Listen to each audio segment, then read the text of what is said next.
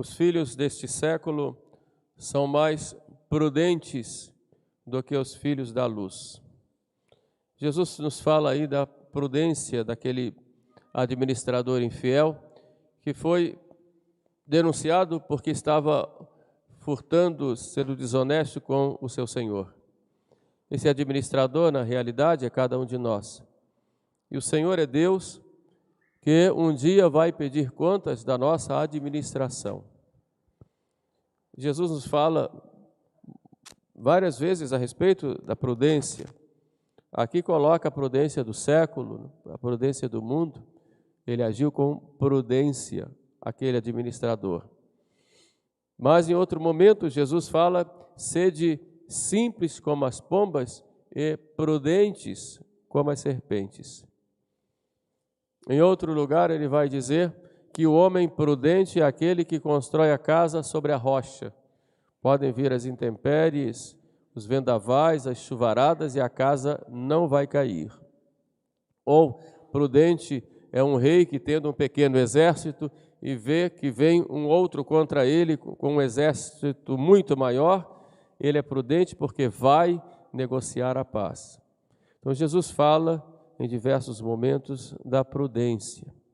O Antigo Testamento fala também da prudência, lá no livro da sabedoria ou dos provérbios, vamos ver Deus falando o que é a mulher prudente, ou o que é um homem prudente. O que é a prudência? E é sobre esta virtude que eu gostaria de meditar com vocês e explicar porque é tão importante essa virtude, que ela como que governa todas as outras coisas que nós fizermos como obras boas. Tudo é governado pela prudência. São Francisco de Sales chega a chamar a prudência de o amor de fazer as coisas certas em vista de alcançar o céu. Tão importante é a prudência. E o que é a prudência? Prudência é uma virtude cardial. Cardial vem da palavra latina cardo, que significa gonzo, ou eixo, ou a dobradiça da porta, aquilo é um cardo, porque liga duas coisas, liga a porta ao marco da porta, ao caixonete, por exemplo. Assim as virtudes cardeais, elas ligam as outras virtudes entre si, e ela nos abre as portas para outras virtudes. São 4 as virtudes cardeais: prudência, justiça, fortaleza e temperança. Oportunamente eu falarei das outras 3, mas hoje, pegando essa parábola, vamos falar um pouquinho a respeito da prudência. Jesus coloca a prudência até como uma ordem: sede prudentes, como as serpentes, prudentes, né? Os filhos deste mundo são mais prudentes em seus negócios do que os filhos da luz. O que é a prudência, então? A prudência é o governo das coisas em vista de alcançar um fim. O bom governo das coisas em vista de alcançar um fim. Eu tenho uma finalidade, uma coisa que eu quero conseguir, então eu começo a planejar como é que eu vou fazer para conseguir e vou governando as minhas atitudes em vista daquilo que eu quero conseguir.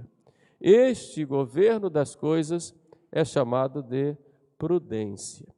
Existe a prudência do mundo, ou a prudência que nós chamamos de carnal, e existe a prudência sobrenatural, que aí já é uma virtude sobrenatural.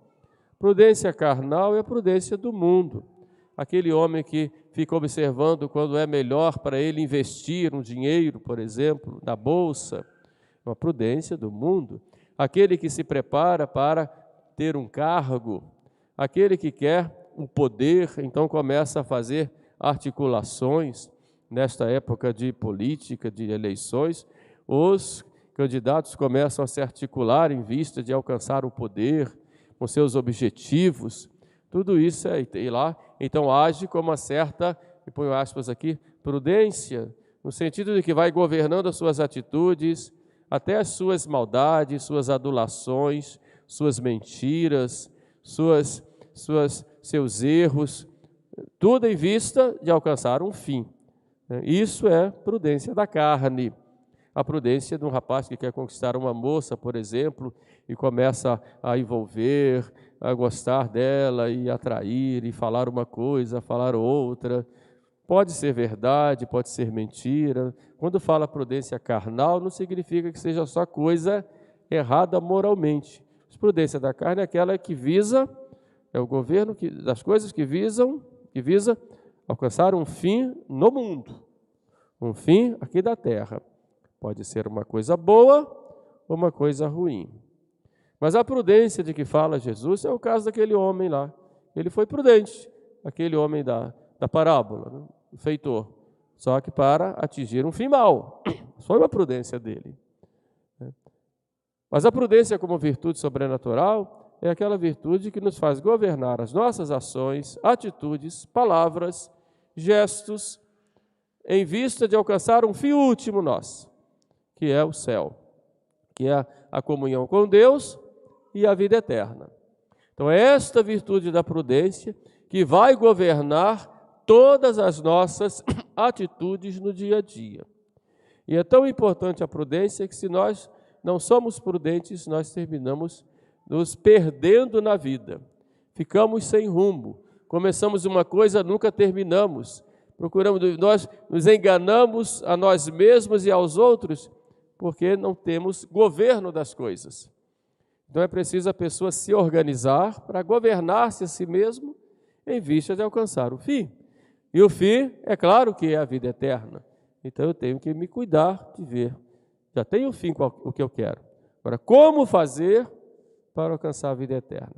Aí eu tenho que ser prudente. Bom, a prudência ela é uma exigência clara para qualquer decisão que eu quiser tomar na vida. Então, como é que eu devo tomar decisões? Primeiro, quando eu tomo uma decisão, eu tenho que saber que tomando aquela decisão eu vou ter que renunciar a outras coisas. Eu não posso ser como criança. Você chega com a criança com um cestinho de doce e diga assim, escolhe aí. Aí a criança diz, eu quero esse, quero esse, quero esse, quero esse, quero esse. A criança aqui já está rindo, ó. Quero esse, quero esse, quero esse, quero esse, quero todas. Eu quero tudo. Só que nós não somos crianças. Então, quando a gente escolhe uma coisa, a gente renuncia outra, porque existem coisas que são inconciliáveis. Se eu quero pegar um caminho, eu vou ter que deixar o outro. Assim é a vida. E a vida é cheia de escolhas, desde a hora em que a gente se levanta até a hora que vai deitar. Até na hora que vai deitar, vai escolher o lugar que vai deitar, o lado que vai deitar, se vai deitar sozinho, com alguém. Durante toda a nossa vida, nós temos que fazer escolhas, em vista de um fim. E todo fim tem que nos levar até Deus. Então, como é que nós vamos agir para sermos prudentes? A primeira coisa, vamos olhar a parábola do feitor infiel. O que foi que ele fez? Ele foi denunciado que estava vilipendiando lá o patrão dele. O patrão disse, você vai ter que ir embora. Você vai prestar contas. Aliás, o patrão nem mandou embora, vai prestar contas. É claro que quando descobrisse os erros, ia dizer, vai embora. E ele sabia. Então, o que foi que ele fez? Primeira coisa que ele fez, ele parou e começou a pensar. Começou a refletir. O que é que eu vou fazer agora? Eu vou ser mandado embora. Ele começa a refletir. Então, a primeira coisa necessária, quando nós queremos tomar uma decisão, discernir sobre alguma coisa, para agir com prudência, é parar. Para tudo e agora vamos refletir. Vou ter que pensar. Eu tenho que parar para pensar. Parece uma coisa simples o que o padre está dizendo aqui, que tem que pensar. Mas pouca gente pensa. A maioria vai na onda dos outros. Pouca gente usa a razão que Deus deu, que é uma maravilha, para, diante dos problemas, diante da vida, refletir racionalmente sobre as coisas. As pessoas agem por impulso, agem por medo. O medo é um inimigo terrível do ser humano, porque o medo faz com que as pessoas não raciocinem. Não raciocinem. Se você vê uma turma sair na rua e ver um grupo correndo, você vai correr sem saber porque está correndo. Todo mundo correndo, vou correr também, sei lá o que pode ser. O medo faz isso. Ele é irracional. Então, quantos pensam na hora de decidir? Eu me lembro quando era pequeno, estava no ginásio, tinha lá um desenho, lá, uma charge no livro de português, uma pessoa lá com as mãos assim no queixo, olhando no aparelho de televisão, tinha acabado a Copa de 70 e estava lá dizendo, lá, tinha uma música naquela época, né, em que o Brasil foi campeão, 90 milhões em ação. Não vou perguntar quem conhece, porque senão vão descobrir a idade, né? Mas 90 milhões em ação, todo mundo lá olhando a televisão, 90 milhões em ação. Embaixo tinha a pergunta assim, se estão em 90 milhões em ação, quantos estão pensando? Ninguém, né? Todo mundo está diante daquela cena ali. Então é assim, né? As pessoas vão na onda, né? Vão na onda. Todo mundo faz, todo mundo está falando isso, todo mundo está repetindo isso. Então a gente começa a repetir também irracionalmente, mesmo que aquilo seja contra a própria realidade. A gente não tem que pensar na realidade, tem que pensar, nem pensa, né? Tem que logo repetir. Então, se a gente quer tomar uma decisão clara, a primeira coisa é: para de fazer o que os outros estão fazendo, para de repetir as ações dos outros e começa a refletir sobre a sua vida, sobre as suas ações. Então, essa reflexão é extremamente necessária quando você quer tomar uma decisão racional. E se você estiver sob forte emoção, não decida, porque não é o momento. Se você estiver inquieto, desassossegado, estiver num momento assim de grande tensão, não decida, porque você não vai agir com prudência, vai terminar batendo os pés pelas mãos e fazendo tudo por impulso daquela paixão. E vai depois se arrepender. Existem certas coisas que mesmo com arrependimento não vai ter mais jeito. Porque Deus perdoa quando a gente erra. A sociedade às vezes perdoa, mas a natureza das coisas nunca perdoa. O que caiu no chão e quebrou, não adianta que vai ficar quebrado. Você pode até consertar, mas o remendo fica lá. E assim é na nossa vida. Então, na hora da tensão, fica quietinho. Espera se acalmar e vai refletindo. A primeira coisa que aquele homem fez foi parar para pensar. Por isso é importante o silêncio. A sociedade hoje é muito barulhenta, porque ninguém pensa. Ninguém reflete, só repete. Vivemos a sociedade dos papagaios, que só repetem. Pensa, reflete. Por isso é importante a oração nesse momento para ter as luzes do Espírito Santo, para você vencer as paixões que muitas vezes são tão fortes. Por isso é importante consultar alguém quando você está nesse processo de reflexão, uma pessoa de confiança com quem você possa consultar, possa se abrir. Você que vai decidir, mas pode consultar, e é bom que consulte. Por isso é importante o silêncio interior, falar pouco. E quando a gente fala muito, a gente pensa pouco. Tem gente que pensa com a língua, mas não é muito bom isso. Não é?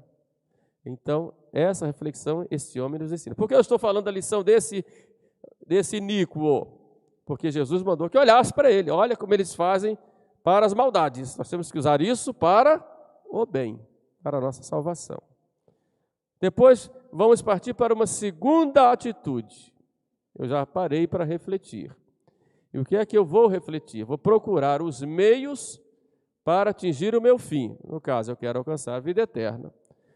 Então, eu tenho os meios naturais, os meios sobrenaturais, o que é que eu devo fazer, o que é que eu devo evitar. Sim, tem coisas que eu tenho que evitar, tem coisas que eu tenho que fazer, coisas que eu devo falar, coisas que eu devo calar. Então, cada um tem que ser o comandante da sua vida, submetido, evidentemente, à luz da fé e à luz de Deus, mas comandar a sua vida e, na sua vida, começar a refletir o que é que eu vou fazer e ponderar as diversas possibilidades, os diversos modos. Eu sei o que eu quero, mas como chegar lá? Então, tem que ver os modos. Como eu disse, se eu escolher isto, eu vou deixar aquilo. E em toda escolha exige mudanças. E toda mudança provoca vantagens e desvantagens. Mudança, se eu tiro esse livro daqui e ponho aqui, eu tenho vantagens e desvantagens. E assim é a nossa vida. E quando eu escolho uma coisa, eu tenho, como eu disse antes, de renunciar a outra. Então, vou discutir na minha cabeça quais são os meios. Isto é agir com prudência. Notem que exige uma certa lentidão, um certo amadurecimento, senão eu vou fazer coisa errada. Então, uma vez que eu olhei os meios para alcançar o meu fim último, eu agora vou ver o que é que eu tenho que fazer e o que é que eu tenho que evitar. Há tantas coisas na vida que eu tenho que evitar. Eu quero me casar direitinho, por exemplo, quero ter uma moça boa, um rapaz bom, honesto. Eu não posso pegar o primeiro e a primeira que me aparece por aí só porque está com o cabelo arrumadinho, né? Porque passou aquele batom que quando chega na esquina, na outra, todo mundo vê só a boca. Não, eu tenho que olhar, começar a conversar, a observar. Enfim, vou ter que, né? Olha, são as coisas do dia a dia, né? E vão, e assim tudo. Tenho que olhar as virtudes, porque a beleza é muito bonita, muito bom. Só que isso, com o tempo, vou ter que valorizar algo muito maior do que o exterior, e sim o interior. E assim também no trabalho, e assim na própria vida, no próprio curso que vai fazer. Eu tenho que olhar e ver, né, os detalhes. E vou ter que ponderar, né? E a partir daí, eu vou tomar a decisão. Aí eu chego no terceiro processo, ou na terceira etapa, vou decidir o que é que eu vou fazer. E tomando a decisão, eu vou fazer. Pessoas indecisas são inseguras.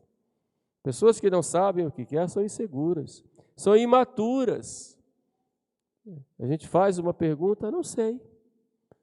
A pior resposta, quando você pergunta uma coisa para alguém, a pessoa dá de ombros e diz, não sei, você que sabe. Ou então, tanto faz. Pelo amor de Deus, eu estou perguntando uma coisa, a outra a pessoa responde tanto faz. Não é? Então é preciso a gente ter... O prudente, ele escolheu o meio e disse, vou fazer. E faz. Com constância, com decisão, sem negligenciar as coisas, com simplicidade, com reta intenção, não para enganar a ninguém, porque senão ele vai estar enganando a si mesmo, e a Deus nunca se engana, e de Deus não se zomba, como diz a Sagrada Escritura. Ou seja, depois ele decidiu e vai em frente, com a graça de Deus. É preciso ter muito cuidado com essas decisões precipitadas, com as palavras precipitadas. Cuidado. Nem tudo que vem na boca a gente fala. Nem tudo que a gente vê, a gente sai falando por aí. Não é assim. Nem tudo que a gente pensa, a gente pode falar. Tem que ter cuidado. Nem todos os lugares que as pessoas vão, nós devemos ir. Nem tudo aquilo que as pessoas conversam, devemos conversar. Nem tudo aquilo que as pessoas assistem, devemos assistir, só para poder parecermos politicamente corretos e ficarmos assim, antenados com o mundo. A prudência nos faz governar todas as nossas ações para podermos caminhar bem, pisarmos com firmeza. É muito importante, né, no exercício da prudência, evitar essas precipitações. Porque, repito, um momento errado na vida pode destruir todo o teu futuro. Um momento errado. E uma palavra dita na hora errada pode ter consequências sérias.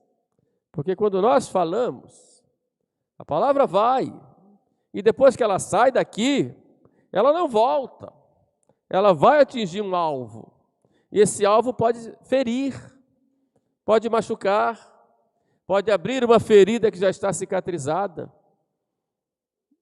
E quando ela chega lá, nem sempre ela vai chegar do jeito que ela saiu daqui.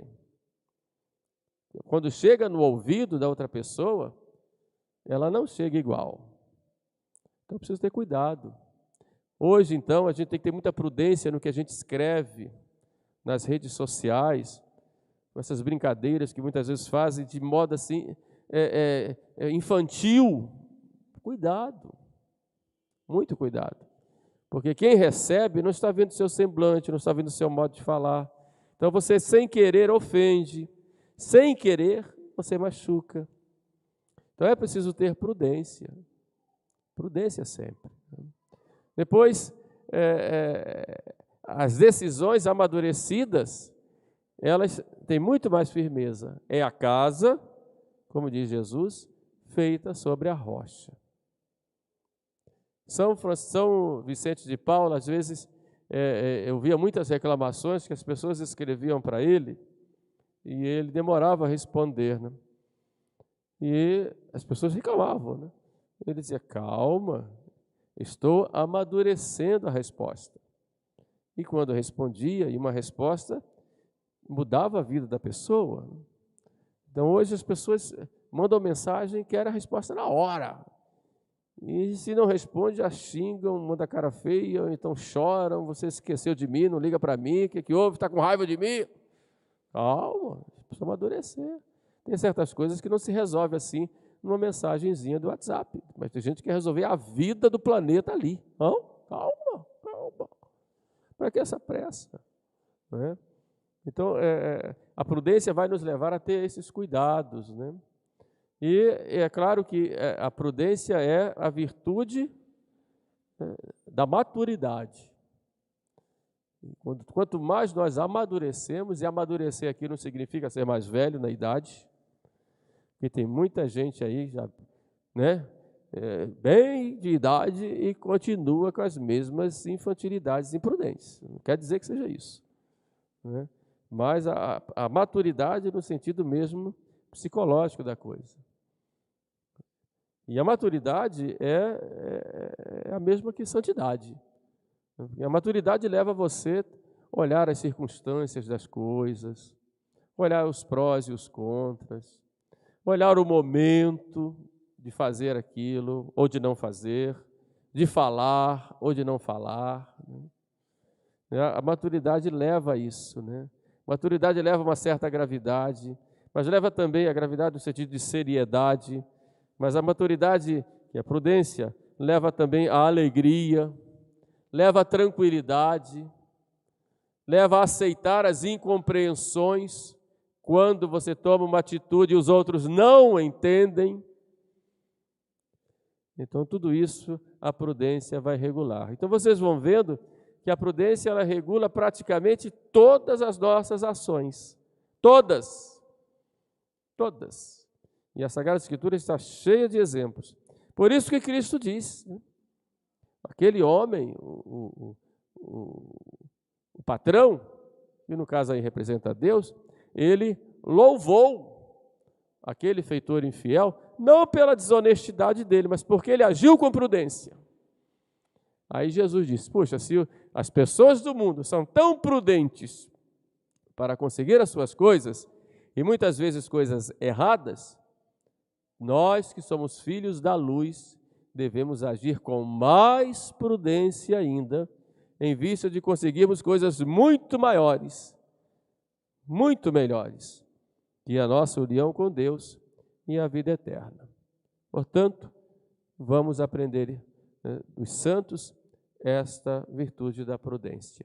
E vivendo a prudência, nós vamos ter facilidade de praticar todas as outras, porque ela governa todas as ações nossas, que na verdade vão ser virtudes, né, se tem esse fim que é a vida eterna.